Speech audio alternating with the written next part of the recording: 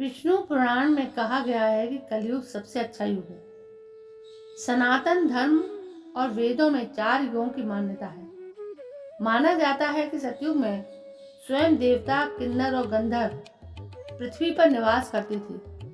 हमारे धर्म ग्रंथों में किन्नरों और गंधर्वों के बारे में विस्तार से बताया गया है।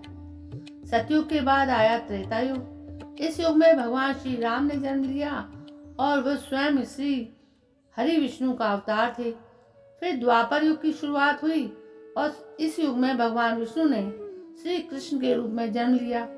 द्वापर युग में श्री कृष्ण ने जिस तरह की लीलाएं रची, उनके बारे में प्रबुद्ध लोगों का कहना है कि भगवान इन लीलाओं के जरिए मानव मात्र को कलयुग में जीवन यापन का पाठ पढ़ा रहे थे।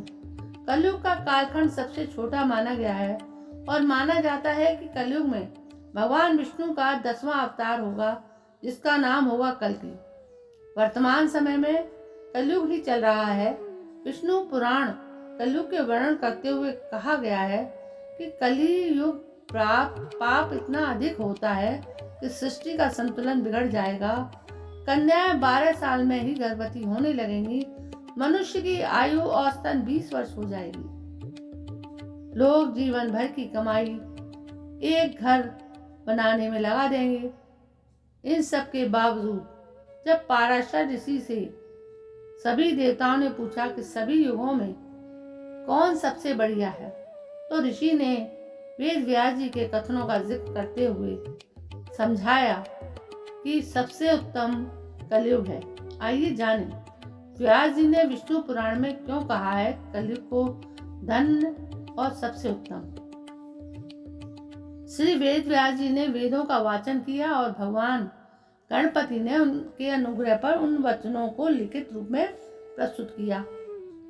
श्री वेद व्यास जी को ही वेदों का रचनाकार माना जाता है। वेद व्यास जी से जुड़ी एक पौराणिक कथा के अनुसार वेद व्यास जी ने सभी युगों में कलयुग को श्रेष्ठ युग कहा है। ये चौंकाने वाली बात जरूर है, क्योंकि कलयुग में तो सबसे अधिक पाप और अत्याचार होगा।